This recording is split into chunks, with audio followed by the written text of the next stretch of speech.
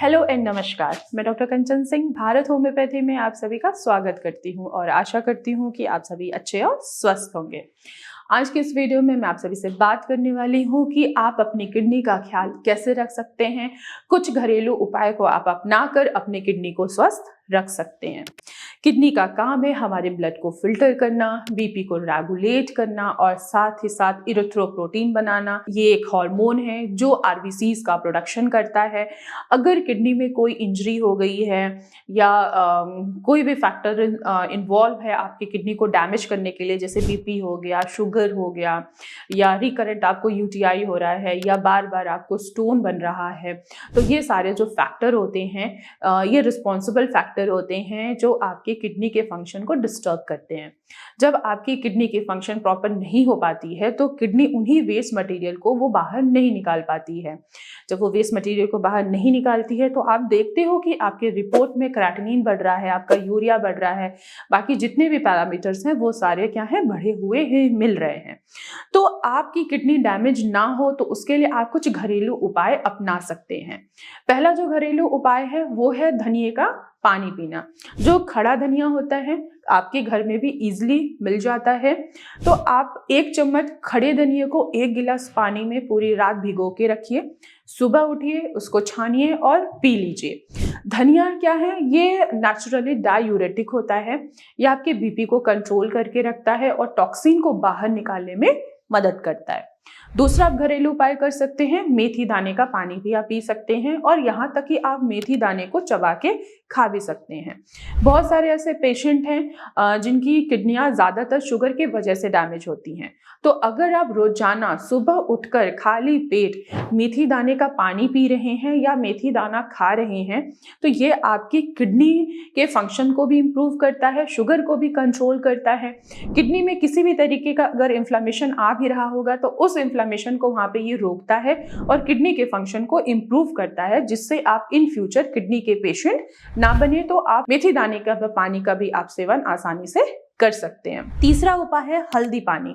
आप हल्दी पानी का भी इस्तेमाल कर कर अपने किडनी के फंक्शनिंग को इम्प्रूव कर सकते हैं, क्योंकि हल्दी में करक्यूमिन नाम का एंटीऑक्सीडेंट होता है, एंटी इंफ्लेमेटरी प्रॉपर्टीज होती है जो इंटरनली हील करती है।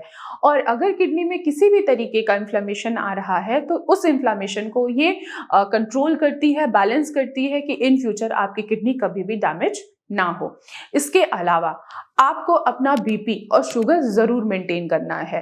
अगर आप अपने शुगर और बीपी पे ध्यान नहीं देते हैं तो धीरे धीरे आपकी किडनी डैमेज होती चली जाती है।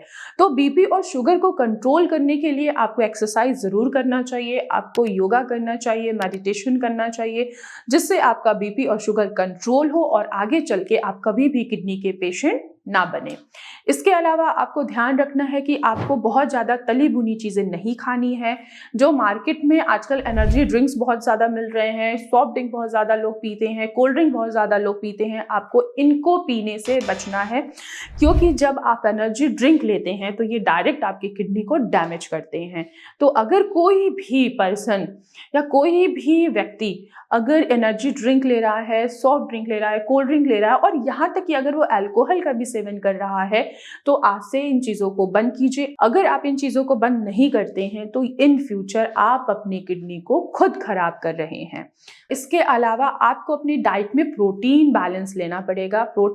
इसके अलावा आपको प्रोटीन बैलेंस डाइट लेना है। अगर आप वेजिटेरियन है, प्योर वेजिटेरियन है, तो आप आराम से पनीर का सेवन कर सकते हैं। कुछ दालें हैं उनको आप लिमिट मात्रा में सेवन कर सकते हैं, जो इन फ्यूचर आपकी किडनी को कभी भी डैमेज नहीं करते हैं।